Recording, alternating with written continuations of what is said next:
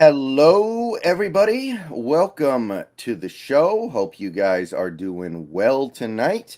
I am Brendan. He is Brandon, and we got a Seahawks game to talk about. We got a win. We got a win to talk about, people. Seattle Seahawks take care of business, keep their season alive, give us something to play for in the final week of the season. So, I guess in these circumstances, you can't ask for too much more than that. But yeah, we got post game to go through here. We got to see what's going on, and we're gonna break it all down here. Brandon, how are you doing tonight? I'm doing great, man. Doing really well. Feeling hmm good that we got a chance here in this last week of the season. Year's not over yet. Both you and I thought when we reached this point, we'd be saying, well, how about that draft? How about that free agency? And we're not there yet. So that's exciting in itself. Yeah, absolutely. And this was not a luxury we had even last season. Last season, we were long eliminated by this point. That's right. hmm Absolutely. So we're gonna talk about this New York Jets game. Seahawks win by a score of 23-6. And I think that score does a pretty good job representing the kind of game that it was.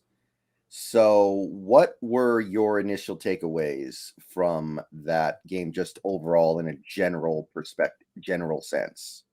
I think it's probably one of those collections of wins that you have on the year that is truly a team victory, where it does feel like everybody's kind of having their hand in on helping out the win. Certainly, the defense played one of their best games of the year in itself. So, if your offense hadn't done enough and only gotten a couple touchdowns, you would have maybe just kind of scraped by on this one. But the fact that every part was kind of working together, the offense got out in front, allowed the game to be made a little bit easier for the defense. I feel like specifically, it kind of probably dialed back some of the Jets' ability to run in this game. Because they were down by points as you got in the depths of this game. So they started to feel like they probably had to throw a little bit more than they really did want to, which fit right into, of course, the Seahawks strategy for what they'd love to do against that Jets offense, which is put the ball in the hands of Mike White and his broken rib and see if he can beat them. And he could not beat them indeed. And he looked inhibited, I think, a little bit by still that rib.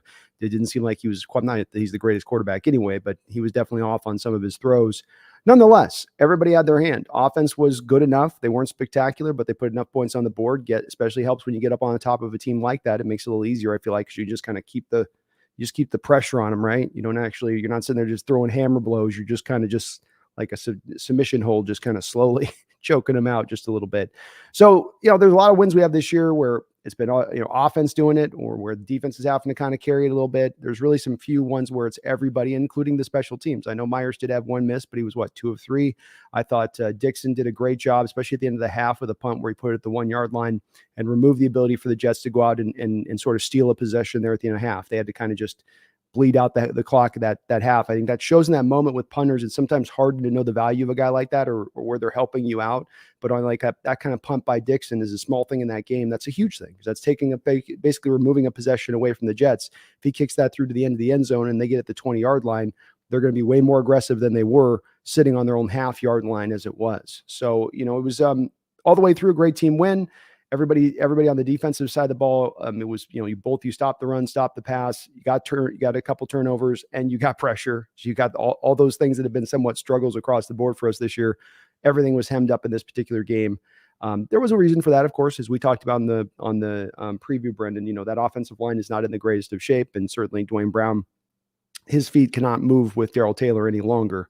And Daryl Taylor had his best game of his career, which was good to see. But there was certainly that's Brown out there. Just you could just see his poor little ankles out there trying to pick his feet up and put him down, and he couldn't do it up there against Taylor, who's just lightning quick. So it was encouraging from that standpoint. It was everybody came in there and had a hand. You didn't luck through on this. You weren't relying on officials or just some wonky element of this game. It was everybody was sort of pulling their oar like you needed. Yeah, I think that's a great way of putting it. It was a team victory, and the way I put it right after that game ended was they reminded you how good they can be. And it's too bad they weren't that good in some of these previous games, but it's good to see that the team, they let you know they have the potential to be a really good team. The struggle is, of course, to find that consistency and be able to do it week after week. But that looked like a playoff team. I don't know if it's going to be a playoff team, but for a day, they definitely looked like a playoff team. Yeah, absolutely. And if they get in, they've done enough to earn their way, especially with a win next week, Brendan. They've absolutely earned. It ain't been pretty every bit of the way, but they've earned the right to go in at that point. All right, so let's dive in a little bit deeper, and let's start with the offense because when I think of this game, I think the offense is the first thing that I think of. Let's set the scene here. Okay, you're going into this game against, I think, the number 4 defense in the NFL. Your starting running back is playing with a bad ankle that is still clearly affecting him. I think even in the game that he had, you can see it. Yeah. Tyler Lockett is playing through an injury. And in this game, he gets hurt in the middle and ends up playing like maybe 35% of the snaps.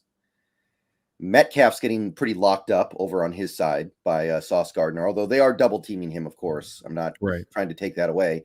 Disley's out. Abe Lucas, late scratch. Even Travis Homer, you want to throw Travis Homer in there, he's out. And the thing that really impressed me from this game, and my main takeaway, is how good a job Waldron did working with what he had left.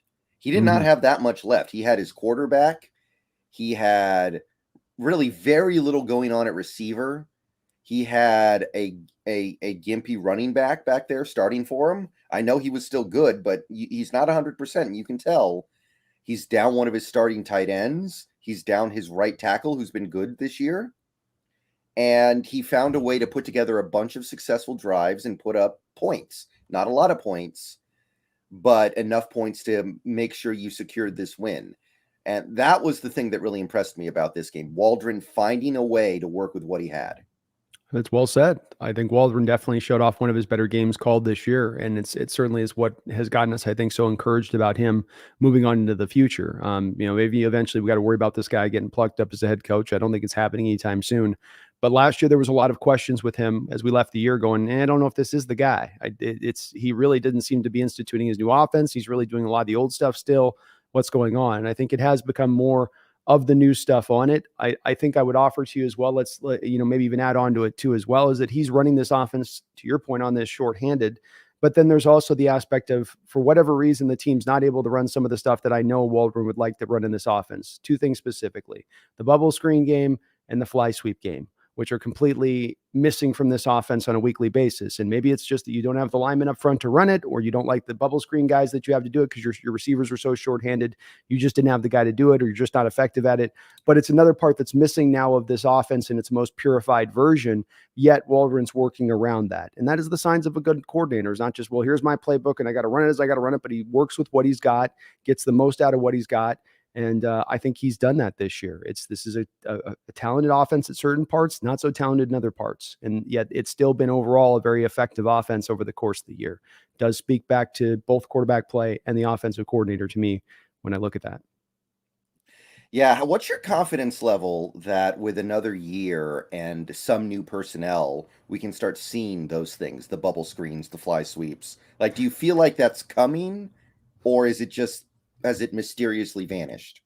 I don't know. There's a part of me that feels like when it's this not ran for now, we're 2 years in and it's not being run. I could understand last year was like, okay. But there's a part of me that does have a little bit of a curiosity here, whether or not maybe Carroll's got a little bit of he doesn't like those for whatever reason. You know what I mean? Like, it's a lot of risk. No, this is a guy that likes the chunk plays, and it's the opposite of a chunk play, right? You're throwing sometimes behind the line of scrimmage, and that doesn't necessarily, I guess, suit him. I can understand maybe them not doing the bubble screen for that reason. The fly sweep one, I don't understand. If you and I did a breakdown of the last 2 years of the times we've run the fly sweeps, we're probably averaging 5.5 yards per carry on it. So that it's not being utilized, and that it's just, they put it away and they said, okay, nothing. We're not even going to try to run it. Not even like one time, just to kind of show the defense in the course of a game. That's the part that makes me a little bit less believing that, well, we just get the center and the guard in here and now they'll start running that stuff. Because, like, wouldn't you at least just run it like once? Like, the Rams will run what they run the last time we played, it must have run like 5-6 fly sweeps in that game. That was really their whole rushing attack when they played us, wasn't it? I mean, it was Akers had 3.5 yards per carry. It wasn't him really gouging you, but it was them getting the edges. And that's why I say it's a real staple of this offense and where Waldron came from. So I hope it does. The offense will be more effective when they do, Brendan, when they've got to start making those teams think about it, when they got to start using the pre-snap motion a little bit more. And that's all built within it, because the pre-snap motion isn't always you giving it to the fly sweep guy. It's sometimes you just showing the fly sweep and getting the linebackers to move a little bit out of their gap by just a little bit of a hair or a step. So I'd love to see it, but he's done a good job nonetheless this year. Absolutely a fantastic job by Waldron.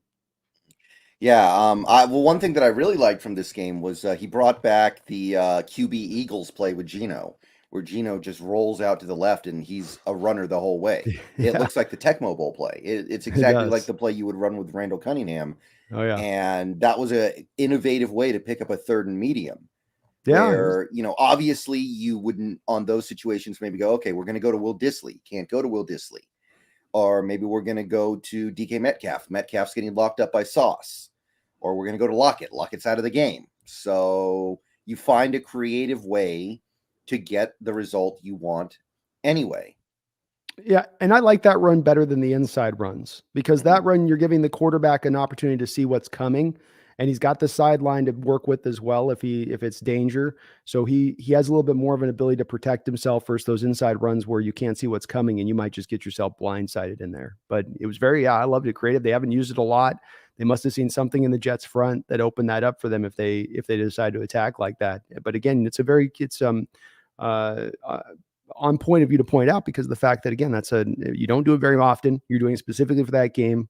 Coordinator saw something on film that made him think, we can get this through. And he's shown you that. He's shown you those little, as I say, and what I've sometimes looked for on the defensive side of the ball is what Waldron's giving you on the offensive side of the ball this year, Brendan, which is that you don't have to be a mastermind and completely, win the chess match in 5 minutes type brilliance from a coordinator standpoint. But what you do need to do is put your players in a best opportunity to succeed. And you sometimes need to be able to give them some schematic advantages throughout the course of a game. That sometimes has been missing on the defensive side of the ball with Hurt and Carroll, but it hasn't with Waldron. He's at least showed you those flashes throughout almost every game this year. There's a couple of ones we've had maybe little trip ups for the most part that's been consistently there. And it's been very impressive from that respect. That's what I want out of my coordinator is to give my guys that kind of little bit of an end. You don't have to be the next, big brain out there in the market, but just somebody that can just help them just a little bit. Doesn't make it all about their talent and them having to do everything on the field. You're doing a little bit of the heavy lifting for them, so to speak. Yeah, as of right now, the Seahawks are ninth in the league in points, and they've got a relatively soft game coming up to finish the season. They may end up in the top eight. That's the top quarter of the league. And you look at the other teams on that list. You've got teams like the Chiefs, you've got the Eagles, you've got the Lions, the Bills. Like it's a pretty esteemed list that you're on up there. You look at the quarterbacks that are in the top eight. It's guys like Joe Burrow. It's guys like Josh Allen. I don't know how the Cowboys are up there when they played half the year with Cooper Rush, but that's maybe the one oddball team that's up there. Mm-hmm. But you're talking about a season where last year you were, I think, 16th, and you trade your quarterback and promote his backup, and you go all the way up to eighth, even though you lost Penny after 5 games, or well, really I, 4 games. I was going to say, if you look at those teams ahead of us on that list, I was going to ask you, how many of those teams are starting three rookies on their offense? Yeah. Yeah, a lot of these teams are well established, teams like the Chiefs. Right. We talked about how last year they revamped their O-line, taking the lumps of having to deal with that for that year. And this year they came back with a vengeance because their offensive line's completely in place. And sure enough, they're leading the league in points. Yeah. And then you've got teams like the Eagles that have been putting this in place for a couple years now. You've got teams like the Bills. Like the Seahawks definitely are a team that's a little bit of an odd match for the top eight, but they will probably end up in about that area because there are going to be some teams in the top that are resting starters this week, and the Seahawks obviously are not. So I believe they will end up in the top eight. Yeah, it's impressive, and to me, the fact that you have those three rookies. I mean, you might find a rookie here, a rookie there on that list of those teams you mentioned. I know Kansas City's not starting any rookies right now on their offense. All those guys are starters, right? They even got They're like Sky. starting Pachenko. I guess Pachenko's technically a starter. Sorry, yes. McKinnon might be the starter, but No, that's a Pachenko's valid. doing That, more. that's a valid one. But I think there's no more than one on each of those teams that you might find. Like Cowboys got Tyler Smith, and that's it. You're going to find maybe a little one guy here, one guy there, but to have three, and especially for two of those to be on your offensive line, yet still have this kind of success, it really, really does make you excited for the future when you've got a little bit more seasoning back there, when you've got the interior a little bit more. Even if it's not, we turn the interior some strength of the team being the center of guard position, at least remove it from a point where it's one of the weaknesses of the offense week in and week out. Wow, now you're kind of easily cracking into the top five there, probably. Yeah, yeah, I agree. So that was the thing I wanted to lead with because that was to me the best thing from this game. Waldron finding a way to make it work, missing all these pieces. But let's talk about the players that made it possible. And The other big theme from this game to me was there were a lot of Seahawks that played the best game they've ever played as a Seahawk. Yes. And many of them were guys who kind of can go one way or the other at this point. Like okay, you have Ken Walker. He's not one of those guys. I don't know. I feel like that was the best game he's played in the NFL so far because he was playing injured. I don't know if you agree or not. I think if you put in that he is fighting through an injury, I mean, even on the 60-yarder, you could see at the end of that run, it was a little bit, he was favoring it a little bit. Yeah. PFF had a tough grade with him on the game, which I didn't understand for what I thought he did, because I thought he should have been up around 75, 80 at least, and they had him, I think, low 60s or something like that as their grade. So they've been oddly grading him throughout the course of the year. Yeah, you could make the argument he played his best game. I could be signed up for that. I mean, 130 yards on the ground, and he had it wasn't even the 6-yarder run. That was the one run that got me, was the one where he takes the ball and it's to go inside, and he's got to bounce off the first hole, goes to the second hole. Here comes Sauce Gardner in the hole, spins out of Sauce Gardner's tackle, gets around the defensive end as well after the spin, and then gets to the edge and then turns on the Jets for like 12 yards. So those kind of runs with him sometimes where it's not as much of when he's getting the big runs, but when he's just doing the fighting through breaking three different, tackles and then still finding his way to get there. But, he played a great game. I thought he was tremendous. Again, showing you why I think he's going to be a difference maker at the position moving forward. Yeah. But on top of that, DJ Dallas, that was probably his best game as a Seahawk, right? It kind of had to be, right? He had 100 yards almost. Yeah. No, it was fantastic. He had like 90 grade by PFF. He was, I mean, even on plays like you mentioned, the Geno play where he's running, DJ Dallas is the lead blocker on that play out in front and laying a block, not just out there, but actually getting a block laid so it could turn into, you need 5 yards. Geno ended up with 11 on that particular play. But he ran strong. He showed some real nice cuts off in the open field for one particular one where they really cut it back through, which was impressive. And yeah, I think this is by far DJ Dallas's best game. He was very, very, very impressive. Colby Parkinson was another one. That's got to be his best game as a Seahawk. And he's been decent this year, but that was a game where he actually played almost that whole game. He played like 60 snaps. Yeah, the guy doesn't get a lot of. He's been the third guy since, been the third guy since he's been here, because you've had two guys basically, and so he's kind of had to wait his turn a little bit here. Now he's waited his turn. Disley goes down and he steps up, and I think he rose to the moment. He showed you what he has out there. The touchdown catch, for instance, you really got to see, I think, what happens when you get a tight end going up the football field into a red zone situation, and he's legitimately 6'7", legitimately can jump like 35 inches in the air. If you're on a 6-foot cornerback, they're just not going to get to certain balls down there. And if the quarterback can just throw it in at a certain height, it's almost a little bit like stealing at that point. And it's been one of the frustrations that they haven't kind of tried to find that a little bit more in his game, because when you went to Stanford and watched the tape of Parkinson there, they were using him all over the place down near by the red zone. And it was a lot of just throwing up and using his size, using his length, using his reach to go get balls. So he was, but he was good all around. Let's not as a pass catcher. He was good as a run blocker in this game too. He held up all the way around, but he has been pretty consistent throughout this year too. So this wasn't one of those performances where it's like, well, he's been, so all year, but now he finally turned on. No, he's been good all year. It's just now he finally really got his full, true kind of chance to go out there and do something. Made the most of it. Yeah, and that's also exciting because he's a guy who, like I said, can go one way or the other at this point. This is going to be his third year, so next year's his fourth year. With the way things went the first 2 years of his career, I don't think it would have surprised anyone if he just got released going into that fourth year when the contract goes up a little bit. And this year has really turned things around. And, I don't know how to easily look this up, but if Colby has a decent game in week 18, I have to believe we'll be the only team in the league with 3 tight ends who have over 300 receiving yards.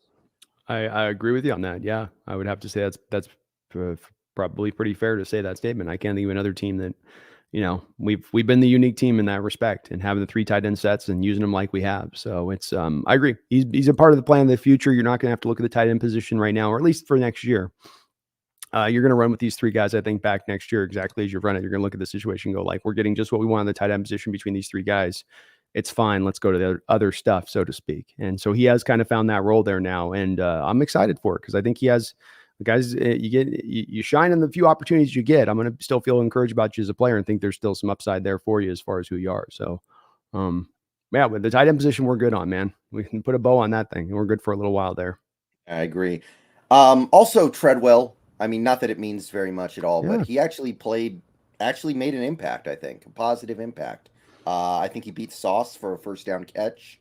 I think he had another catch in this game. Little things like that that help when you're not getting anything from your other receivers because it's just not that game. So I he really like did. that. He had to, right? You had no Lockett, you had no a good one in this game as well, right? So you needed somebody in there to step up, and those catches he made were two, some big catches in the game when they happened. You mentioned third down. I think the other one was as well, where it's like you needed that first down to get those chains. It was on your way to get points in that at that point in the game. I was impressed with him. Showed some fight after the catch too. I've liked what I've seen out of Laquan so far. I know he's not nothing amazing, but again, for a guy you're picking up off the street late in the season, it's pretty good. Yeah. And also, I think we got to shout out the offensive line a little bit. I know Gino got hit a few times. He got sacked, but I think a couple of the sacks were because he didn't step up in the pocket. Like the one that Cross gave up, I think Gino needs to step up. Mhm. There was the one where he kind of ran into it because Forsyth was in the right position, it looked like, and then Gino kind of just ran to the defender where Stone didn't know he was going to be. So I'm going to say the offensive line as well, especially the interior, because I did not hear the name Quinnen Williams called once that entire game. Yeah. I mean, I think they did good in that respect. I mean, Austin Blythe had an 11.6 pass protecting grade. So he was definitely Uh, that's hard to get 11. That's 11. that's So that's man, how did Quinnen Williams not do anything then? That almost sounds I like an impossible contradiction. I feel you. I it was just the one that was the one grade that stood out to me on Blythe where I was like, damn, Austin, really 11? It's like the SATs, man. You get 300 points for just writing your name down. You Yeah. get you get 20 points for just showing up on being on the football field. But yeah, they did pretty good overall. They kept Gino fairly well clean. Like you said, this is a team that has throughout the course of this year been one of the top defenses in the league, and they've done that by supplying pressure and making quarterbacks uncomfortable. And Williams is one of the better three-tech defensive tackles in the league that's out there, and what he can get done. He's hard to deal with, and they did good in that respect of things. So I'd give the line props. I think it was a little more. I'm more of my standpoint. I think on the line, I'm a little more of a mixed bag with it on certain things. I think Stone had a tough day at right tackle, but he's not a right tackle, as I've said for a while. He's a purified left tackle, swing left tackle. He's not a swing to the right tackle, he's left tackle, because the right tackle is asked to do way too much, run blocking centric stuff for really big for what he does. And they also go against the power defensive end most of the time, right? You get your Cam Jordans coming from that side, the bigger, stronger guys, and that's not Stone's game. He's going to be more of the big dancing kind of bear out there that's going to want to kind of take on the finesse edges that you tend to get off of the blind side. So him struggling Yeah. wasn't too weird, but they were I okay. I agree. And I want to ask you about that too, because I'm trying to figure out why we would put Stone in that game. Yeah. And the only thing I can think of is we looked at Curhan last year and we saw that he's pretty good. So Hmm. now we're like, okay, now we want to see Stone. We just want to see him. We just want to see him. And maybe that was the mentality. Like what else could it be? Because that just doesn't make any sense to me.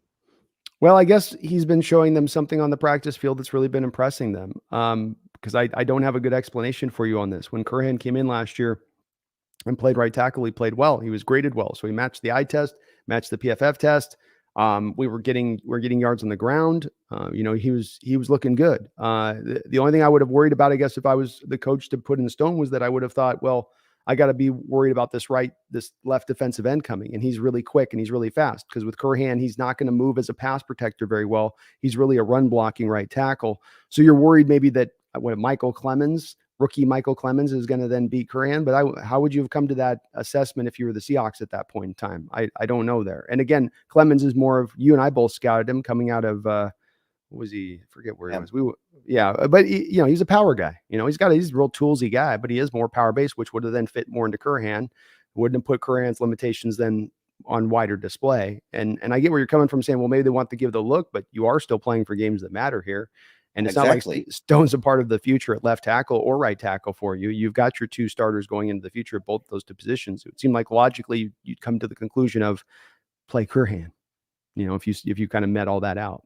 But Yeah, that's the thing that throws me. You're still trying to win games. Get your best players out there that you can. yeah, especially a guy like that who in his rookie year last year proved that he's at least capable of holding up out there, Yeah. you know. especially in a game like this where you decide to run the ball 39 times. Like if you're going to put Stone out there, then at least like commit to throwing 40 times then, because you're asking Stone to run block 38 times. That's not Stone's game, and especially not the right side. Oh yeah. R. Sanchez, thank you for the $5. DT ending strong, so they keep him and forget about his disappointing play the previous 16 games. Yeah, so this is a good chance to turn the page to the defense here because Daryl Taylor was another player who played the best game of his career as a Seahawk. I think we can pretty much pencil that in, right?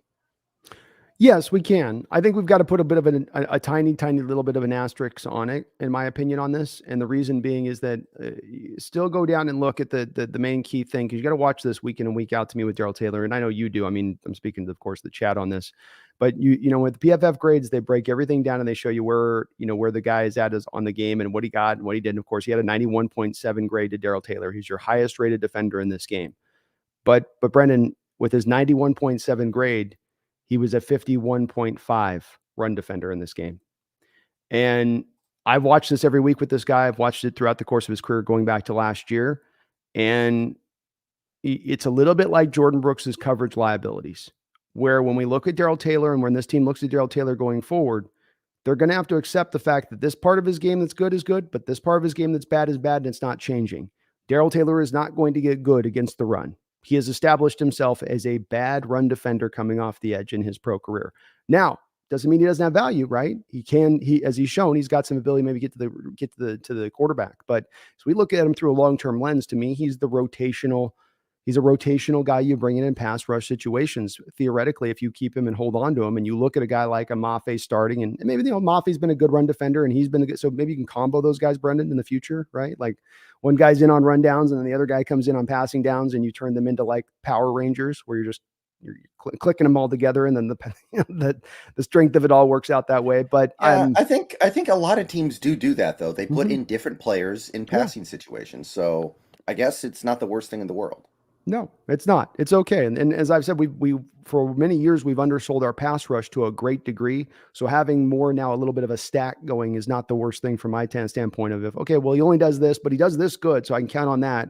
I can work off that. Okay, and I got a Shelby Harris going, I can work off that. I got Bafe here, I got Uchenna here.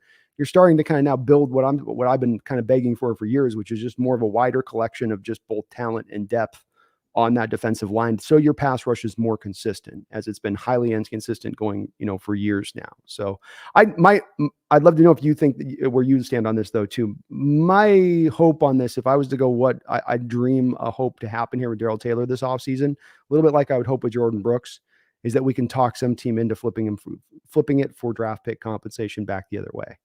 I know Yeah, that's not well, maybe going to be popular, but it's not going to happen with Jordan Brooks now.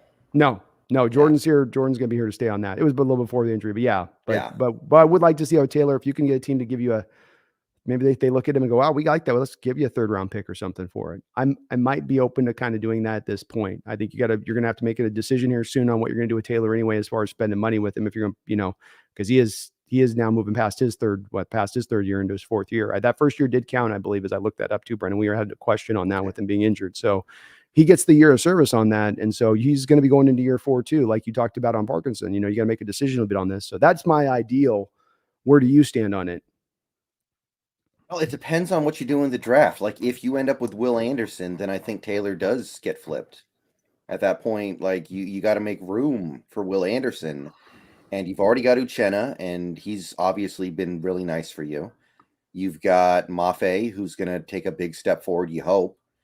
And then that fourth pass rusher spot can kind of get filled by whatever. You could do Alton Robinson, you could do Onujiogu, you could do a bunch of different guys, and it would be fine. So yeah, I would say that if you end up with a guy like Will Anderson or even a guy like Jared Verse or Isaiah Foskey, then I would look to flip Taylor. What if But you've got to make this decision prior to the draft though? Because these kind of trades have to usually happen before the draft to get the maximum compensation. um I might be willing to do that, but then I have to go into the draft kind of knowing, okay, at some point I'm going to need to get a blue chipper here. Mm-hmm. Even if it's just somebody like Andre Carter the second or Mm-hmm. somebody else early in the second or mid second. Yeah. Like you would have to know that, okay, I'm going to need to do that at some point, but I'm okay with it. I I think it's important to not forget about how bad he was playing at one point this year. Yeah. And again, if we're talking about this being his rookie year and he gives you this, and you're into your past year 3 here, and so now it's a little bit more into that realm of, okay, he goes out there and balls out next year, and gets you 10, 11 sacks, 12 sacks. Are you going to put him on a contract extension, knowing that he has the run liabilities that he does? It's maybe not with Mafe. I'm in favor of doing it. I think you could pull it off, and I think there will be a team that would look at him with some value. I just don't think. And maybe it's just the light is starting to just turn on, but one game doesn't make me, as Sanchez is kind of inferring here, forget about what I've kind of watched for the majority of this year, which is that, look, he's not very technically refined as a player. He's going to try to run around the edge, and that's what he's going to do. And he doesn't have a super high motor. He's not going to use his hands a lot. He doesn't have an inside counter very much. So it's just, I'm going to beat you to the edge is all I got, and that's great. It can work for him, and he's so quick and so fast and got such good bend. He'll pull out 6, 7, 8 sacks a year just with that alone. But it does limit, I think, his upside a little bit about what he can be, because he doesn't have those, and those haven't developed within his game. Yeah, I mean, I don't mind keeping him either, though, because it's not just this No. game. He's been playing better in general lately, I think. I think he's had an impact in many recent games. Now, those games have been losses. Some of them have been games where the defense didn't play particularly good, but I feel like he is stepping his game up a little bit, so I'm not against it. No, if they hold on to him, I'm okay with it. So it's if there's some team that wants to come with an offer that's juicy, I'll jump on that too. But yeah, it's all good. If he's a part of it, it's good. Okay, so on that note, let's flip the page over to the defense, because that part of the ball was just as much a part of this win as the offense. It was, I mean, Mike White kind of let us off the hook easy, right? That was the worst game any quarterback has played against the Seahawks this year, I think. Yeah, I agree with that. Yeah, he was terrible. He completed half his passes. He missed a lot of passes. There were a couple plays where his receiver even bailed him out a little bit with a really good catch. But the defense still played really good. The defense still did really good. And again, keeping in line with that idea of these players that played their best games ever as Seahawks, you had Daryl Taylor, but you also had, I think, Quentin Jefferson was actually a presence against the run and the pass. You had Cody Barton.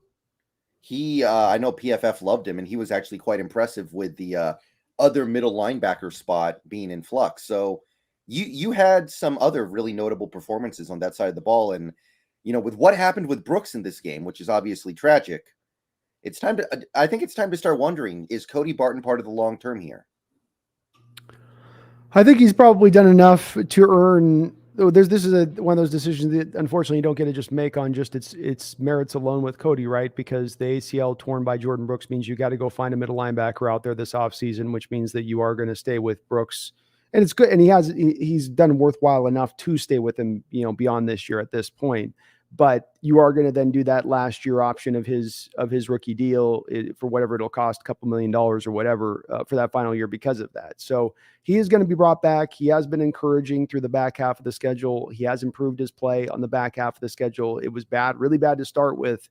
I'm still not certain that he's an answer here long term, but for next year and putting this defense together and what you're going to have to probably do with the other middle linebacker position, I'm fine with it at that point with him coming back in, and he played a really good game. He did, and he has been better over the back half of this schedule. There's no doubt about it. Yeah, and I think the important thing to remember is one, even though he's been playing better lately, I can't imagine he's going to cost any real money. I think he's going to be cheap. And bare minimum, you are getting a really good special teamer, because he played special teams pretty much exclusively last year and was one of the better special teams players on the team. So you're at least getting that. So it's not just about what you're getting from him as a defensive player, which might not be much, might be inconsistent, might I don't be think kind they of I don't think they have him situational. on the special teams once he starts though. Yeah, but what I'm saying is, let's say you bring him back and then you draft Trenton Simpson and then Jordan Brooks makes a full recovery in time for week 1. Yeah, that's true. Then you've got Cody Barton, but he's not going to cost that much, and you can put him on special teams, and it's okay, is what I'm saying. That's true. No, I guess that is true. I hadn't thought of Jordan Brooks overtaking him. I'm sort of at the point with it where it's like, well, Jordan Brooks is he better than Cody Barton here?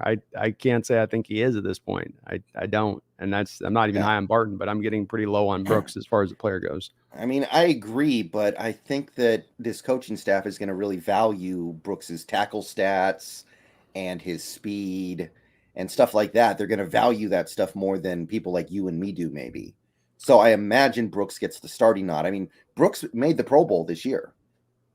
No, Jordan. Yeah, I mean he did. It was a little reputation based, but I mean he had a bad year. I mean to me it's just not a good year for middle linebacker position. He's in the back 20s of middle linebackers in the sport right now this season, even with those tackle numbers. And you look at Tanner Muse's day, who put up a 90 grade, and I mean, Jordan Brooks hasn't come close to that grade in his entire career and all the games that he started. He hasn't come within 10 points of that grade. So I agree. Yeah, the coaching staff probably will continue to roll with Jordan Brooks. It will continue to frustrate me and be emblematic to me of the fact that this team is not being driven by competition being king, but in fact still now allows itself to be driven by draft pick status or what somebody's being paid, which is unfortunate because I think that the true success that they had back 10 years ago came from competition being king. Not that you just are given the job because you're fast and you're a first rounder, but you get the job because you actually truly are the best guy for us to put out on the football field. And when you see Tanner Muse in the 2 games that he's gone out there be far superior to Brooks as a player, I think that that's kind of telling at that point.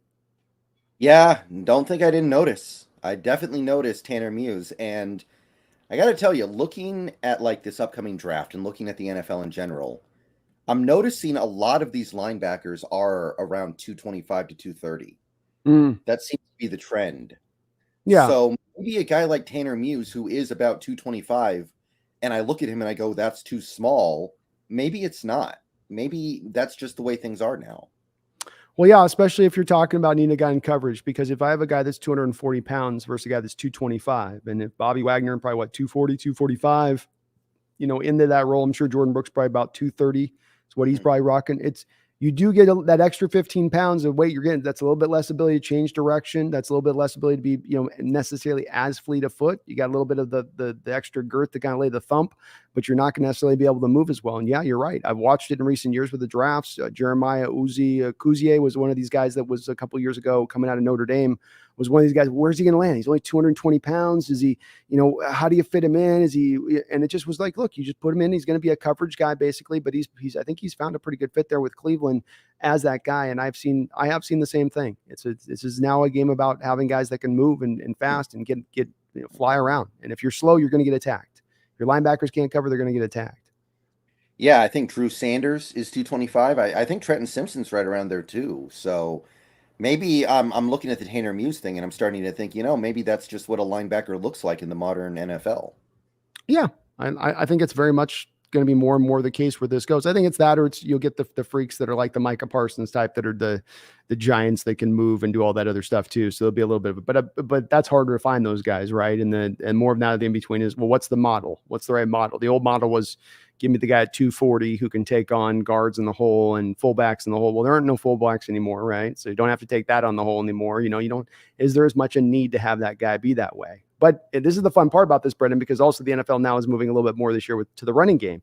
So now does that start to cause the evolution in the sport to be now the linebackers got to get a little bit bigger now to deal with that stuff as it goes through its, up and downs a little bit, like they say, like the Fangio defense, where it's like, well, the Fangio defense ends with the essentially going back to cover 3 principles and 4-3 base defenses and whatnot. Yeah, so I mean, even Miles Adams probably best game as a Seahawks. Not that that's a very long list of games, but I thought Miles Adams flashed a couple times as a significant player. I don't know if it might be a little too late for him to really make a meaningful impact on this team beyond this year, but he was good. Yeah, but getting into the discussion as far as next year and being in that defensive line rotation and being a part of it, I think he's shown you some signs that he might have some talent to be a guy like that you give 20, 25 snaps a game coming in rotationally, and maybe he can give you something with that. I've been pretty impressed by Miles Adams. I think he's got some potential to his game. Andre Diggs, another guy who may not his best game as a Seahawk, but it might have been his best game of the year. They did not go anywhere near him in coverage, except for the one time he picked it off. I think he missed one tackle early and then immediately got the pick to kind of make up for it. Mhm. Like that might have been his best game of the year because he's had some difficulties this year, but that might have been number one for me. Yeah, I think you can make the argument that was one of his, may have been his best game on it. And the interception was very impressive, not just because he's jumping the route, of course, but also he's recognizing that moment because he's playing single high there, Brendan. And when you're single high safety, it's a two-way situation where you got to read the routes on the outside and feel what's coming deep into your territory. And if it's and so he's feeling the fact it's to Jonathan Abram's side. Abram struggles in coverage, especially down the field. He got attacked a couple times in this game, did Abram, in that way by this Jets team. Diggs moving naturally that side, recognizing the Jets are going to attack Abram down there in coverage. And to be there sort of, I think, felt like a little bit of a step quicker or so in that moment because he was kind of recognizing that a little bit. So it's kind of a heady play on top of being a nice athletic play on his part, just a smart play as well on top of it. Yeah. Speaking of Quandre Diggs, since we're almost there, at this point, you get to the offseason and you're in charge. What do you do with Quandre Diggs? What's your play there? I think you're going to have to roll with him going forward. This is the difficulty of the Jamal Adams injury as it is right now, is that you can't count on Jamal at all. And whether Diggs is, playing average free safety for you, a little touch below free average, a little above league average at the position, he is giving a guy getting out there and playing every game this year. And he's done enough. I mean, hell, if he caught all of his interceptions this year, he'd be 7-8 interceptions on the year, right? Something like that. And we'd be going, wow, what a great year by Quandre. So he's still a guy that does get his hands on a lot of balls out there at the free safety position, which is nice to have. That is something that he at least does bring. The tackle delimitations are not great, but then again, free safety, you can put up with that a little bit. We had that with Earl Thomas at times. We get better tackling up front. Our line gets better. You get your free safety in less situations, having to tackle as we've had this year with guys getting downhill on us. Those limitations are going to be put down to more of a minimum, I think. So you stand pat with him now going forward. But it's as much driven by the fact that you don't have any depth at your safety position and you don't know what you got out of strong safety. So it's like you're gonna have to address strong safety already. You got to address these other positions as it is. It's a little bit of like one of those situations, Brendan, where there's only so much, even with 10 picks and $50 million, that you're going to be able to take care of. We can't get every box checked, especially if it's playing it okay enough, especially the cost is a lot to go off of him because it's a fairly decent cost this year to move off. So you're letting Ryan Neal probably walk, or hopefully not be as expensive as his play warrants. I think my prediction is, I think Ryan Neal gets a 3-year, $18 million deal in free agency, and we don't have the money to spend another free agent, another safety that we can spend that money on. I don't see him taking a 2-year, $10 million deal from us. Maybe that's just teams aren't valuing him in that way, and he doesn't have a draft pedigree to go back on, right? So maybe teams will look at him and go, I don't know if that's worthwhile off that 1 year with him playing, and if we can bring him back on a low end deal, Brendan, I would. But the thing with Ryan Neal is that he can't play free safety. He's a pure strong safety. And if I've got to bring Ryan Neal in and now spend money on Ryan Neal and I'm spending money on those other two guys, I can't go now put draft pick on a second round pick on a free safety in the draft. On top of that, I already have problems with how much assets we've dumped into the safety position over the last 6 years. It's been ridiculous. It's been ridiculous, Brendan. I mean, it's not been like, well, it's been kind of a lot. No, it's been a ridiculous amount of assets poured in the safety position. We got to pop our brakes on that. Go up to it's the front seven right now. Let's turn our way. We got to turn away from that safety and get to the front seven. And that's really where we've got a hammer, I think. Yeah, I played with the idea of letting Diggs go this offseason because you do save about 10 million. I think it's 8 million dead at 10 million saved. But it wouldn't surprise me if he was off this year because of the leg and next year he comes back with a vengeance. Like, I could definitely see that. Guys always do say that about those things. I was rehabbing all last off season. I didn't get a chance to really train and prepare myself. It was just rehabbing the foot. This off season I get to go and do my full training regime. So I will be a little step quicker. I will be a little bit better built and ready to go a little bit. I think that there's a case to be made on that. Absolutely with it. And I thought about it too for a while. I think there is the dead money hit there, even with the savings, there is that dead money hit that is. So it's, do I want to pay to have him off this team a little bit, or, do I want to eat? Not that much. And again, then who's the answer free safety if he goes? Because in the draft right now, there's not any real great free safeties at first blush in this draft. I'm not seeing any great free safeties through like the first 2 rounds, really. You got your JL Skinner types, your Christopher Smith types, your Brian Branch types, all strong safeties. All those guys that'll be in that late first to second round range of things. Yeah, I mean that when you put it like that, it makes it a little easier to replace Ryan Neal if there are so many guys who can play strong safety in the draft. Well, but then you're going to have to do the move where you'd grab one in the second round. Do they want to do that? I think Brandon Branch is going to probably go in the first actually too. So Oh, he's really? yeah, he's really grown on me in recent film studies I've done on him. I've watched about 2 or 3 recent games of his.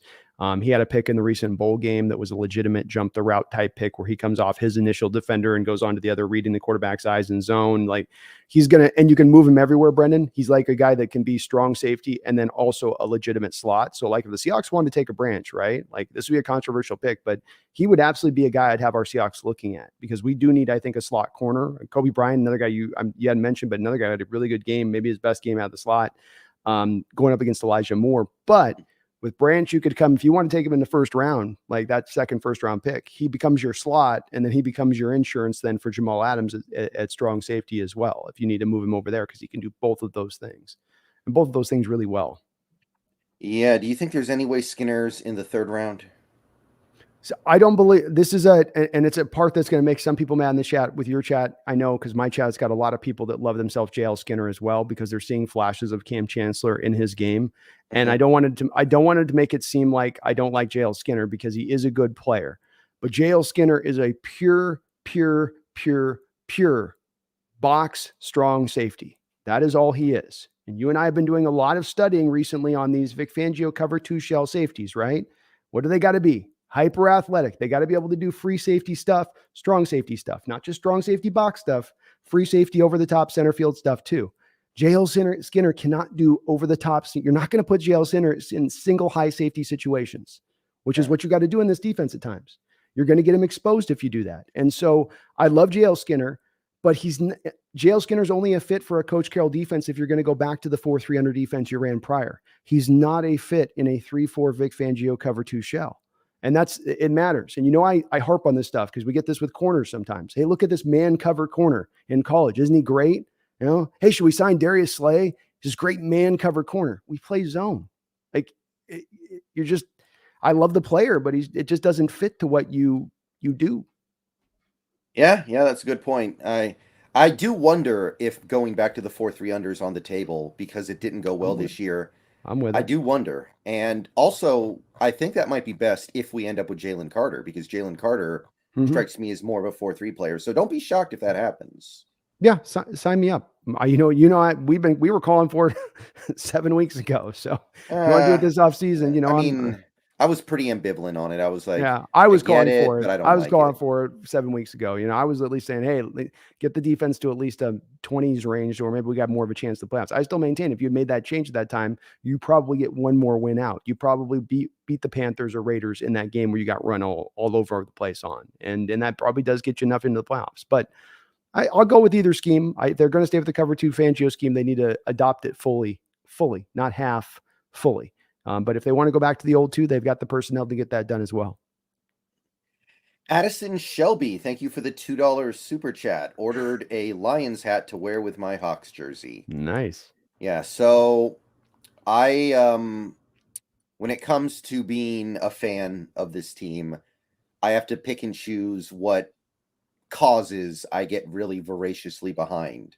Mm-hmm. I have to choose when I'm going to actually get really angry about something, and I have to choose when I'm going to try to be the voice of reason. I've been on the warpath about this one because, of course, the NFL moved the Packers-Lions game to Sunday Night Football, Yep. which kind of takes the teeth out of the ability of the Seahawks to make the playoffs, I think. And Dan Campbell can say whatever he wants to say. I don't believe that every player on that team is going to be completely unaffected. So I don't know where you are on this. I haven't seen what your take is on all this, but I'm very not happy about that. I'm not as well either. I'm a little bit like the like I'm the child that's got the parents beating on them enough now to where they just kind of flinch in these kind of things. And when it comes to us in the view of the NFL and the way that they schedule things with us, I mean, this is an NFL team that we are already a team that flies more than any other NFL team, not by a small amount, but by a wide amount. Our players have to be up in the air in the skies throughout the course of the season more than anybody else. So the NFL thought that that'd be a good idea with that particular team to then have them go fly out to Germany and add those miles on top of that to that particular team. They don't really care about us in that respect of things. And I don't think that we're ever going to be one of the favored franchises in the NFL.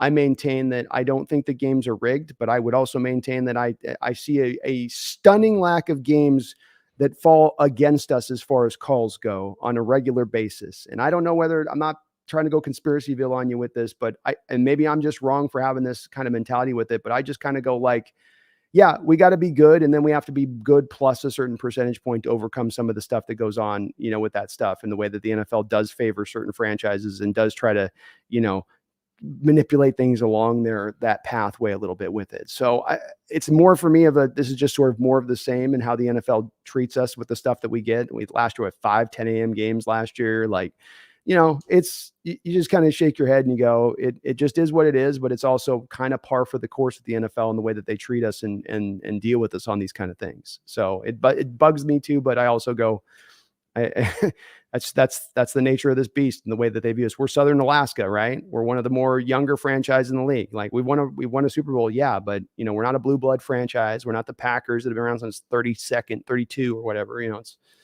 so. It sucks, but it's absolutely you're right. It is a advantage for the Packers in the situation and a huge advantage at that. Yeah, and I one thing I really want to point out here, one thing that I really want to stress here that I think kind of exposes everything, and I'm going to actually have a video where I talk about this tomorrow. 5 years ago, the NFL canceled Sunday Night Football in the last week of the season because they couldn't find a game to put in that slot that would be compelling and yet wouldn't give one team an unfair advantage. So they just said, okay, we're going to play all the games in the morning or the afternoon. No Right. Sunday Night Football. So they've done that, and they did it 5 years ago. So don't tell me they couldn't have just done that. They could even play every game at the same time. Yeah. That's exactly what baseball does. Well, how about this? Why not just have both two games on Sunday night? Why not? Right? If you're going to tell me that you aren't getting great ratings for both of those two games, if you were to have both of them on at the same time, I know that's what they'd say. Well, you're going to split our ratings up between them. I bet you would get. I bet you would get right near the same ratings you get for the Lions game if there was a Seahawks game going, and it would, especially if, again, that game doesn't matter. Now, here's the thing about that game, Matt. Like that game's going to be watched by the Packers or Lion people watching outside nationally only if that game matters on Sunday night. If Seahawks win and you get to that game, I get I don't know. And then the Lions don't have anything to play for. And then does it turn into is it that competitive game? It doesn't make sense of them to schedule it this way when you think it through, like you're talking about a little bit with this. And it does frustrate me. I get madder about it, but it's like, it's a little bit, Brendan, like this is what the 2005 Super Bowl taught me. And maybe I'm crazy for thinking this, and maybe I'm just out of my mind a little bit for thinking, but like that Super Bowl, when I walked away, I went, okay, I got a real clear path to what the NFL from a standpoint looks at the Seattle organization and goes, if Paul Allen hadn't been coming through, they would have been perfectly happy to have us airlifted out to LA. You would have seen no hesitancy whatsoever if there wasn't a guy like Allen coming in at the 25th hour to save the day on that. And it bugs me and annoys me, but I don't think it's changing anytime soon. Mm-hmm.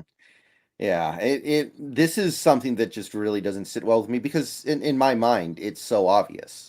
Mm-hmm. I mean, and to say that Sunday Night Football always needs to be the best game, 2 years ago, we had the Washington football team trying to win the worst division in NFL history against the Eagles, who were one of the worst teams in the league.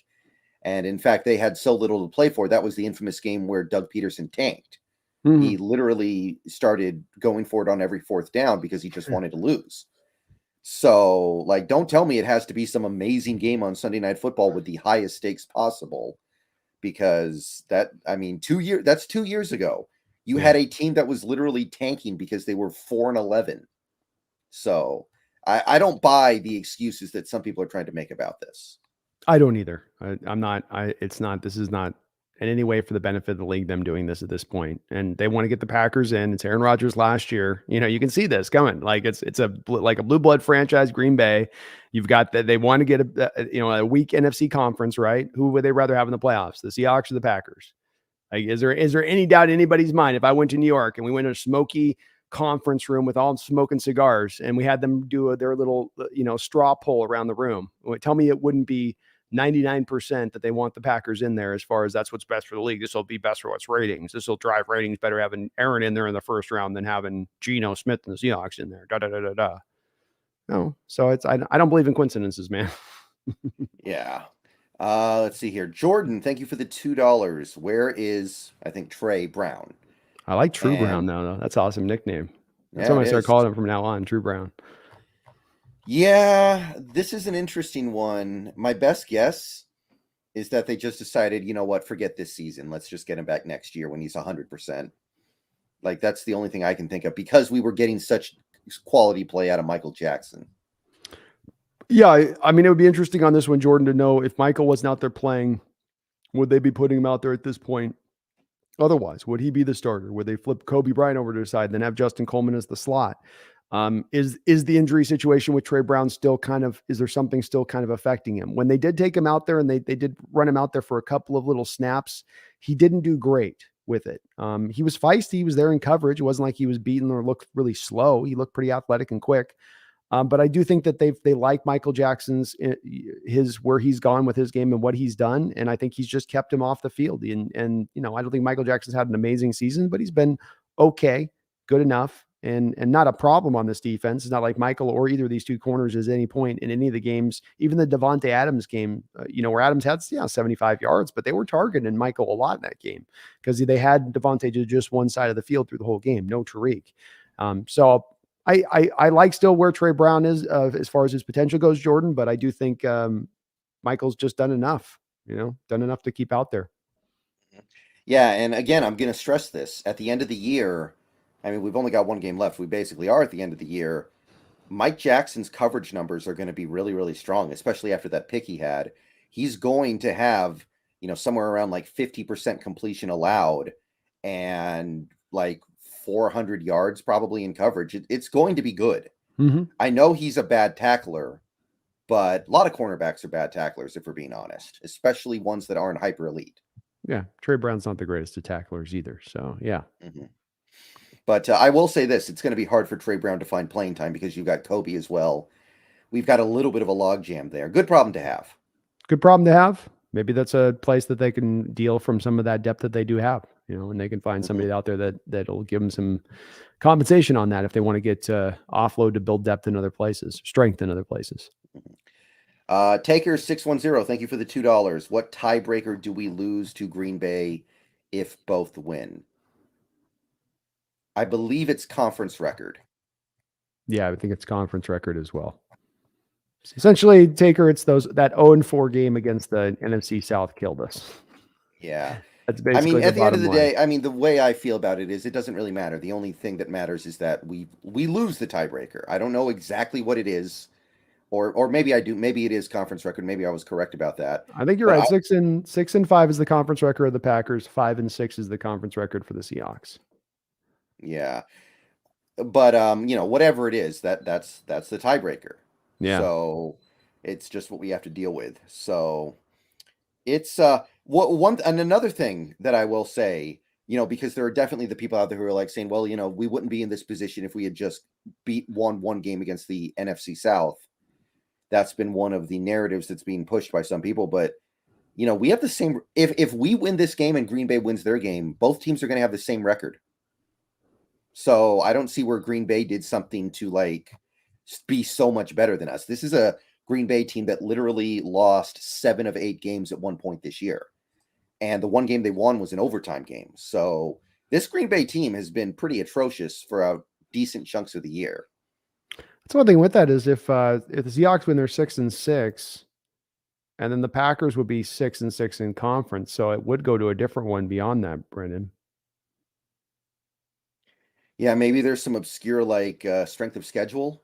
Maybe it's Packers have a better strength of schedule. Yeah, must be. It's tough when it gets down to the 5th or 6th tie-breaking thing. That's where it just gets frustrating. All right, we're to the 6th tiebreaker of common this or that. Division record's the same too, Brendan. So we might be down to the 9th tiebreaker. But like you said, the bottom line on this, Taker, is that they've determined, it's determined Green Bay, they win, they're in. We got to win, but they got to lose no matter what. Well, we could tie and they can tie, and then we're in.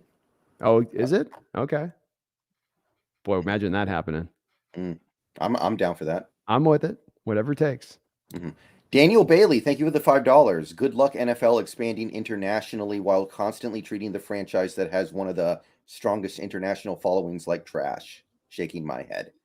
That's a good point. I didn't really think about that. Yeah, I think the NFL is kind of they're showing their East Coast naivety with this, in my opinion, and how they view this organization and us. But as I said, I've seen this, really run strong since like 2005. But to me, it showed up in the years when we were dominant with the Legion of Boom. And there was, I wish I could go back and find the article at one point that was written about this, but it was one of the most ridiculous things I'd ever seen, which was that week in and week out, no matter who we played as an opponent for about a 3-year span there, we were the most penalized team in the NFL, and it didn't matter who the opponent was week by week, who we played against. They were the least penalized teams throughout those times, game in and game out, whoever the common opponent was. So if you took our common opponent's penalties and you took our penalties through that time period, it was an insane amount of difference, and it was a multi-year point that this was looking at from a data point standpoint. And so it was very convenient at the time that we were at our strongest from a talent standpoint, that we were at our most dominant, that we were on the edge of a dynasty. And it sort of looked like the NFL was a little bit like pulling the reins on the horse on us a little bit in those games by, let's help these teams out a little bit. We'll penalize the Seahawks team a little bit and kind of hold them back, and then we'll help these teams out and buffer them up. So I've been seeing this for years. I don't go as far as to say the game's like rigged. I don't think it's rigged, but I do think that the NFL has preferences to certain franchises and fan bases, or not fan base, but franchises. And it's silly with Seattle that they don't, for your reason that you mentioned here, Daniel, and that we have such a huge international breadth out there. The Seahawks do as far as the fan base goes. But let's also consider Canada, Alaska, parts of Hawaii, Oregon, Idaho, Montana. I mean, that is a huge section where there aren't any other NFL teams out here west. There's a lot of people here you're talking about that again, they don't seem to see it through that way, where it's like, I don't get it on that spans. I get that they're these old organizations, they're East Coast and all that, but they sure show their hand on this stuff to me quite a bit. Yeah, I agree with that. I mean, I'm not crazy about the NFL expanding internationally. I think it's gone a little too far at this point where they're actually talking about putting a team in another country. I think they've gone too far. But Yeah. if they're going to try to do it, it's a fair thought to say, hey, the Seahawks team has fans in Canada. I know for a fact that there are a lot of people in Canada who only, like back in the 90s, only got Seahawks games. Mm-hmm. So they became Seahawks fans just because, even though we weren't any good, it didn't matter. Yeah. Oh, it's millions and millions and millions of people in a huge swath of an area that are those fans naturally. And I've lived in Idaho, and I can speak for the fact that there's some that place in there that are other teams, but mainly it's Seattle. I've been to Montana. I've lived in Montana. It's mainly Seattle, especially on the west side of that state of Montana. So I don't get why they look at this through such a narrow view, but they do look at it. They've been so consistent about this over the years that this isn't just this year and this scheduled game. This goes back. I could bring up a lot of different items of like examples of where the NFL's kind of pulled this crap with us, and it frustrates me too, Daniel. It does, but yeah, I'm with you too. They don't need to expand internationally, especially you're talking about Europe or Australia. It's not going to work with the air travel. That stuff I think is way too hard on those guys' bodies, trying to ask them to fly that many hours and shorten weeks and Thursday night football games. And, but they'll probably just add in an extra bye during the season. They'll be like, that'll be enough. We'll just give them an extra bye when they travel out there, and that'll do it. Soon. Thank you for the $1.99. Go Igwebuke. Go. Maybe I got that right. You did pretty better than I do. And I can't even come close to it, man. I turned into like 6 extra syllables. Yeah. I mean, he's a pretty fun player. He's providing something that we haven't had in a little while, it feels like. Look, you've got one of the best special. He's what took you over the top this year, soon to being the best special teams unit in football. Is his returnability as a kick returner, because now you went from having average kick returns probably to having one of the better kick returners back there. I think he's also probably carved himself out a role, and it's not a big role, but it's going to be these little roles that start to get carved out across the board. If we're going to make an elite run and become a team to push for Super Bowls, you need to have these kind of parts in there, these little benefits in there, especially for a team that wants their special teams unit to be such a key part of the team and not just another also ran aspect of the team. So him doing what he's done has been very impressive, but it's also been great for what it's going to be for the future for him, because he will be here next year. He will be your returner next year. He's been that to me eye-opening as a returner, unless they go draft a guy, I guess, Brendan. But outside of them doing that, to me, he's shown enough for you as the return game that this guy's he's a plus returner back there. This guy's going to be probably he's got, I think, top 7, top 8 type returner in this league. Do you think he can be anything beyond just a return man, though? We did see him a little bit at running back in this game, as in garbage time, of course. No. Okay. You're probably right, but I was just putting it out there. Yeah, no, he's just one of those old school. He's kind of a throwback to the old school returners that were just kick returners back in the day. He's a little bit to me of an old school throwback to that. Mike McGee, thank you for the $2. I think Detroit would be playing for a winning record. Yeah, here's how I'm going to put it. The Lions are going to find out probably less than an hour before kickoff whether or not they've been eliminated. They might know it for like a couple hours beforehand, but they're going to find out probably with about an hour to go before kickoff that they've been eliminated if we win. And I'm just trying to figure out, how does that not deflate you? How can it not? Yeah, I think, Mike, to your point, you'll definitely have Dan Campbell doing everything he can to have that team motivated. The interdivisional games do tend, as we've seen with the games that we've had, those do tend to be pretty feisty affairs that sometimes have stuff going back before those games that are sort of carrying into those games, right? Where it's like, I remember that dirty hit where you hit me in the back 6 weeks ago, or last year in week 15. So maybe that's enough to maybe drive a little bit more of the competition. And I do agree with Brendan on this a little bit, Mike. I think there's a little bit of a human nature element on this where even if you do get them hyped up that much, that there is a little bit of there's just a little bit less of that driving and doing everything you can because, well, you are out of it. You're in Lambeau. It's going to be cold as hell, right? It's going to be freezing on the field. It's going to be tough. It's going to be a benefit to them. But I do think, Mike, that they're not going to get blown out. I don't think Green Bay is just going to run right through them and they're just going to lay over and give up. I think it'll be at least a competitive game.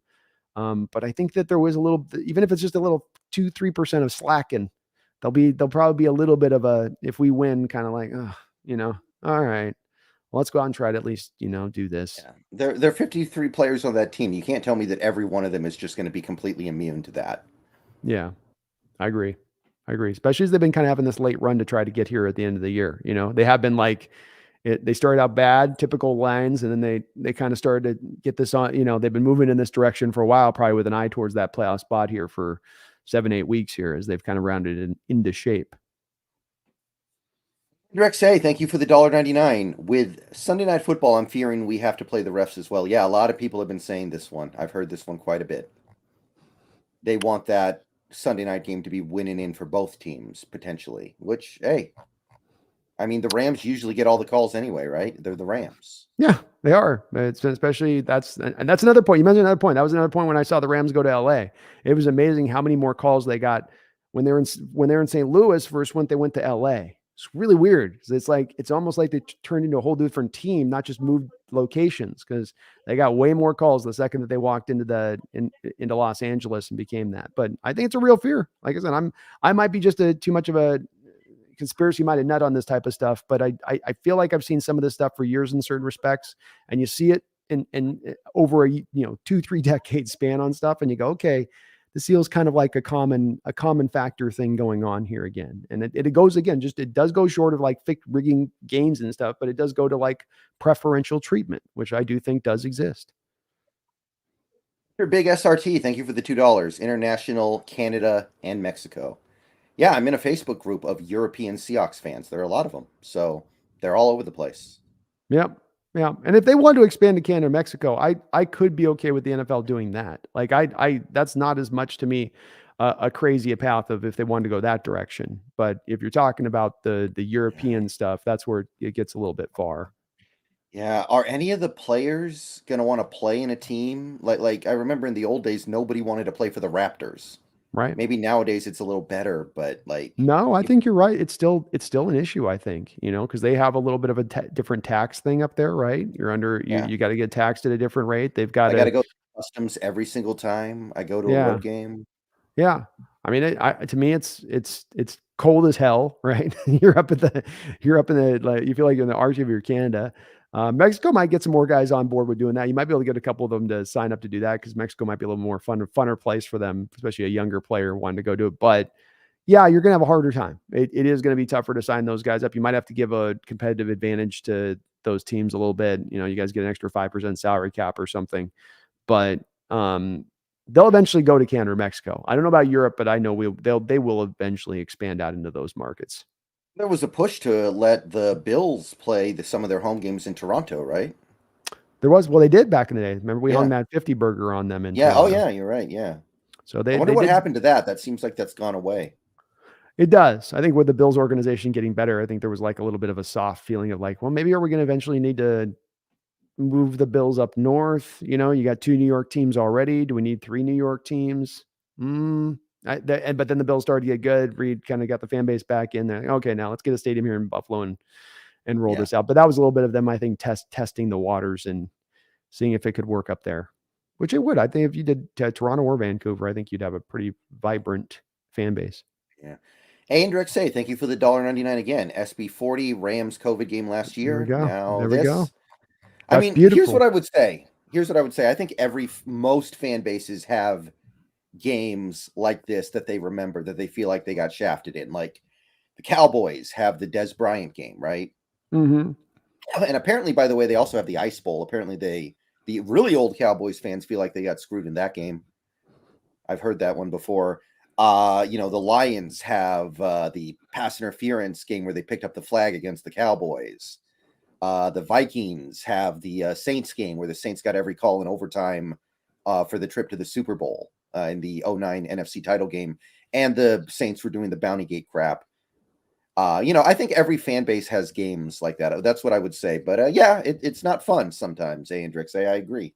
So I'd say that you're right. There might be a fan base that have like one thing they can go to, one or moment. The thing with us though is that there's some multitude of examples that you can go to in our situation with ours, and that's what makes it unique. Including to me, the crown jewel being that it happened to us in a Super Bowl for all 60 minutes of the game, not for like a call at the end of the game, but every minute of that game was under the manner of pushing that towards the Steelers going out and getting the win there. And there's nobody that will ever be able to convince me otherwise on that. I've watched that game multiple times over.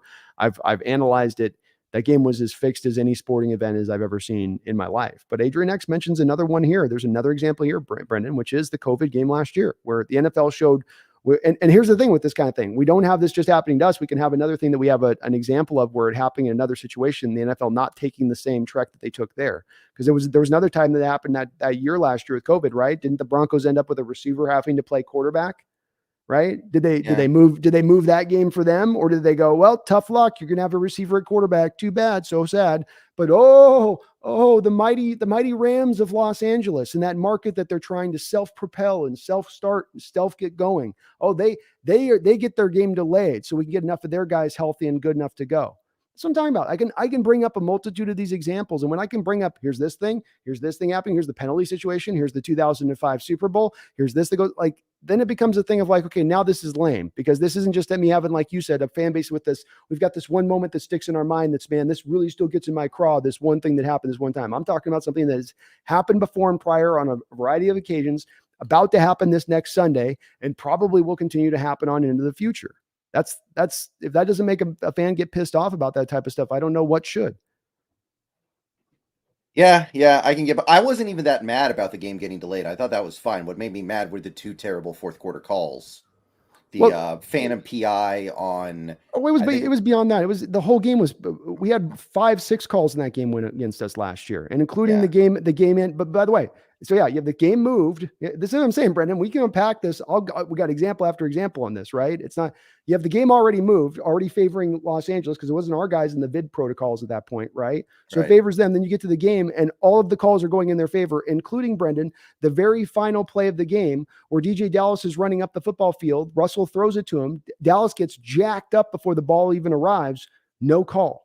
Not even like it's kind of a close call or like it's a bang bang play. It is as straightforward a pass interference as you get. But as again, they wanted it. They wanted Los Angeles in that Super Bowl. They wanted him in the Super Bowl from the moment they put him in LA. It was obvious that they were going to do what they had to do to help him to get there. If there was any kind of subtle fashion, they could do so, and they did so. But this is a little bit different with us and ours. We've had a little bit extra, to me, more beyond just your typical fan base. You mentioned the Cowboys, like, okay, Ice Bowl was 55 and Des Bryant was 2009. That's two in your 60-year history that you're going to bring to, like I can bring like 8 examples to you in the last 20 years for my team. That's where it's, to me, a little bit of a different, that's a little bit different, just a little bit. Yeah, I agree. I think that's fair. Dio Brando, thank you for the $5. How much ref ball do you think the Packers will get at home on Sunday night? Come on, the NFL is so rigged against the Seahawks or any underdog team. Yeah, we need to find a ref that always presides over Aaron Rodgers' losses. Like that one ref who's always there when CP3 loses. That's right. We need to find the ref and make sure he's reffing that game. That's the only thing I got. Did you watch the Donaghy documentaries on Netflix? The The ref. Netflix ones, no. I've watched a lot of stuff about Donaghy, but not the Netflix ones. And it's I just think that you watch that and you realize how he was able to pull off what he was doing with the subtlety. I don't buy that he was the only guy in the NBA doing that. But yeah, I'm sure the backers are going to get a lot of calls, and it's going to be interesting for us to watch those games and be paying attention to it. And we'll watch it through. I'll note it. Let's track it, folks. Let's track this Packers game. Let's track this Packers game lines. Let's see how many calls the Lions get versus how many calls the Packers get.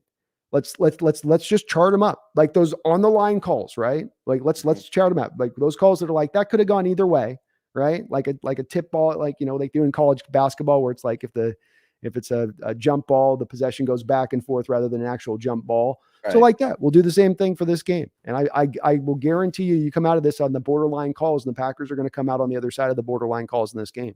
Lions have got to be better than Packers plus, better than Packers, and a little bit plus beyond that. Yeah. I still think the most rigged game I've ever seen in my life was the Packers-Lions game in 2019. Like, they just kept calling hands to the face on Trey Flowers. The other Trey Flowers, not Art, obviously. The Detroit Trey Flowers. They just kept throwing illegal hands to the face on him when his hands were nowhere. It was crazy. Yeah. That, to me, is the most blatantly rigged game I've ever seen. Yeah. I still go 05 myself. That Super Bowl to me was the most. I can't go beyond that. But I've seen a couple other games. We haven't been the only ones. And there's been other games and there's other fans bases that talk about this. And it's becoming more and more of the chatter, which again, I don't believe in coincidences. Why you're hearing about this more and more now is why?